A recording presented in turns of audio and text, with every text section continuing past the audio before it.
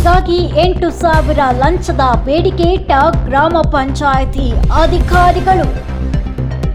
ಗೃಹ ಸಚಿವರ ಕ್ಷೇತ್ರದಲ್ಲಿಯೇ ಮಹಾ ಭ್ರಷ್ಟಾಚಾರ.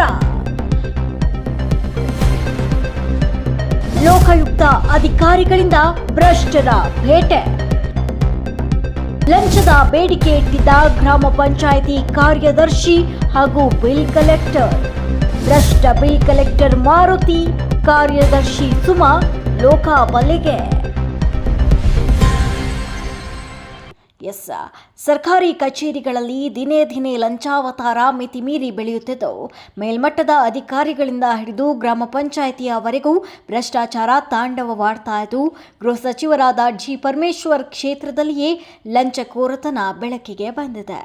ಹೌದು, ಬೆಳ್ಳಂಬೆಳಗ್ಗೆ ಖಚಿತ ಮಾಹಿತಿ ಮೇರೆಗೆ ಲೋಕಾಯುಕ್ತ ಅಧಿಕಾರಿಗಳು ದಾಳಿ ನಡೆಸಿ ಭ್ರಷ್ಟ ಪಂಚಾಯಿತಿ ನೌಕರನನ್ನು ಹಿಡಿದಿರುವ ಘಟನೆ ಕೊರಟಗೆರೆ ತಾಲೂಕಿನ ತೋವಿನಕೆರೆ ಗ್ರಾಮ ಪಂಚಾಯತ್ನಲ್ಲಿ ಬೆಳಕಿಗೆ ಬಂದಿದೆ.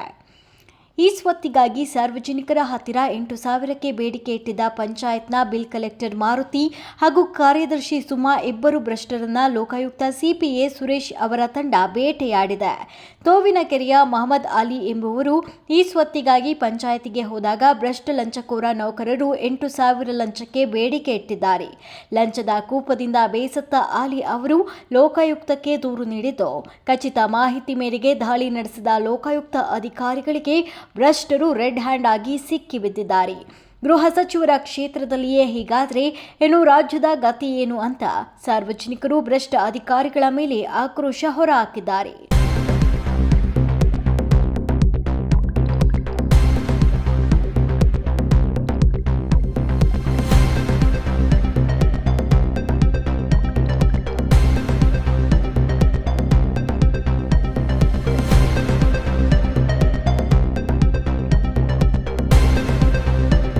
ಲೋಕಾಯುಕ್ತ ಅಧಿಕಾರಿಗಳ ಕಾರ್ಯಕ್ಕೆ ಗ್ರಾಮದ ಜನರು ಪ್ರಶಂಸೆ ವ್ಯಕ್ತಪಡಿಸಿದ್ದಾರೆ. ತುಮಕೂರು ಲೋಕಾಯುಕ್ತ ವರಿಷ್ಠಾಧಿಕಾರಿ ಎವಿ ಲಕ್ಷ್ಮೀನಾರಾಯಣ್ ಹಾಗೂ ಡಿವೈಎಸ್ಪಿ ಡಾಕ್ಟರ್ ಸಂತೋಷ್ ಮಾರ್ಗದರ್ಶನದಲ್ಲಿ ದಾಳಿ ನಡೆಸಿದ್ದು, ತಂಡದಲ್ಲಿ ಸಿಪಿಐ ಸುರೇಶ್, ರಾಜು, ಮೇಟಿ ಸಲೀಂ, ಗಿರೀಶ್ ಹಾಗೂ ಇತರರು ಹಾಜರಿದ್ದರು.